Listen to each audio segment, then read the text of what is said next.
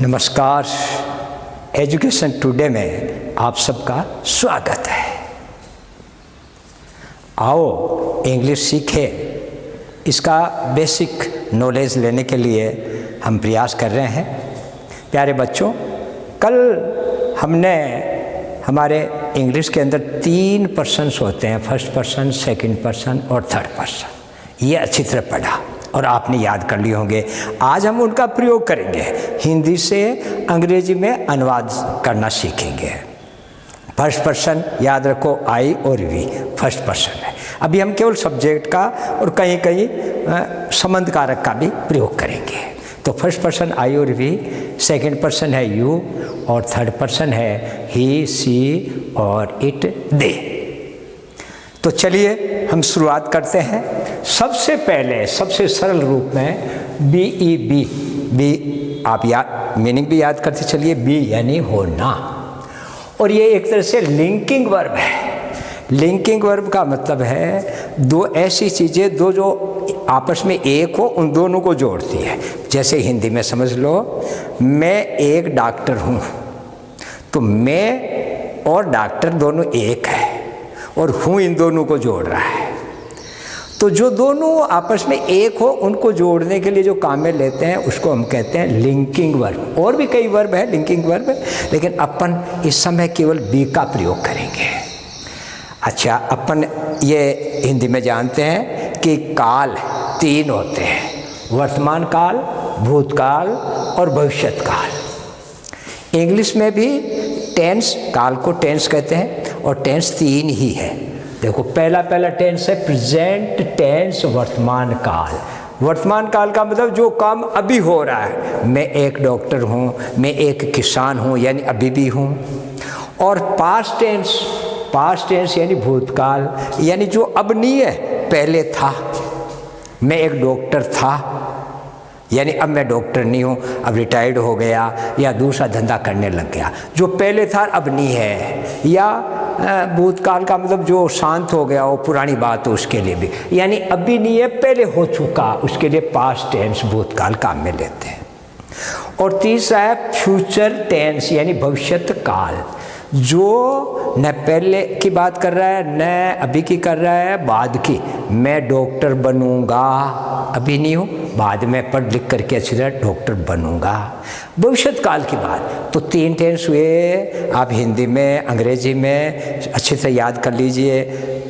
Present tense का मतलब अभी वर्तमान में क्या है, मैं एक टीचर हूँ, ये वर्तमान काल। भूतकाल पहले मैं एक टीचर था, भविष्यत काल में एक टीचर बनूंगा। तो ये 3 टेंस हुए हैं। अब बी के क्या रूप है? जब ये लिंकिंग वर्ब के रूप में होगी तो प्रेजेंट टेंस में इज, एम, आर, ये 3 रूप है प्रेजेंट टेंस में। अब याद रखिए, इज किसके साथ होता है? थर्ड पर्सन का सिंगुलर। इसका प्रयोग केवल थर्ड पर्सन के सिंगुलर एक वचन के साथ, यानी ही, सी, इट या बॉय। एक ध्यान रखिए, फर्स्ट पर्सन में केवल मात्र आई और वी है और कोई नहीं है। सेकंड पर्सन में केवल यू है और कोई नहीं है। थर्ड पर्सन में ही, सी, इट, दे, ये तो है ही। इसके अलावा जो भी बच गया, बॉय, काऊ, क्रो, कुछ भी है, सब कुछ थर्ड पर्सन में आएंगे। तो ही, सी, इट, एक लिख दिया, जैसे बॉय, गर्ल, कुछ भी समझ सकते हैं, एक वचन होना चाहिए। एम यानी हूँ, ये केवल मात्र आई के साथ आता और किसी के साथ नहीं। आर बहुवचन है, तो ये प्लूरल के लिए है। दे, वे, थर्ड पर्सन का दे, तो भी आर आएगा। यू चाहे एक वचन हो चाहे बहुवचन हो, यू के साथ भी आर आएगा। और वी बहुवचन। इसी प्रकार बॉयज बहुवचन है तो इसके साथ भी आर आएगा। इसका मतलब आर सभी बहुवचन के साथ आता है, लेकिन सेकंड पर्सन का एक वचन सिंगुलर यू है तो भी आर आएगा।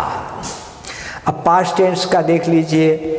पास्ट टेंस के अंदर 2 रूप है, वाज और वर।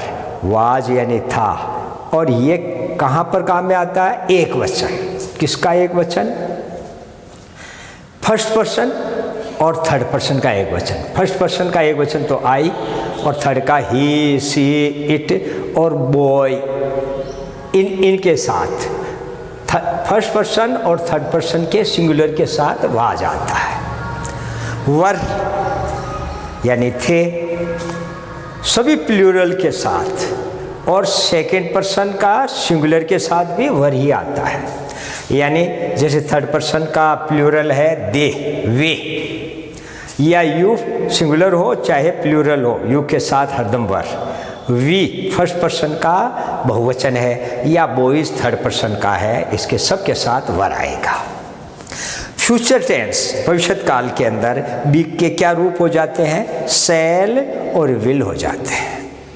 इनके अंदर अलग है, शैल बी होगा, होगे, होगी, ये अर्थ है, और शैल बी फर्स्ट पर्सन के साथ ही आता है। आई और वी इन दो के साथ शैल भी होगा, और बाकी सब के साथ विल भी होगा, यानी सेकंड पर्सन और थर्ड पर्सन, यानी ही, सी, इट, दे, यू, बॉय या बॉयज, इन सब के साथ विल भी होगा।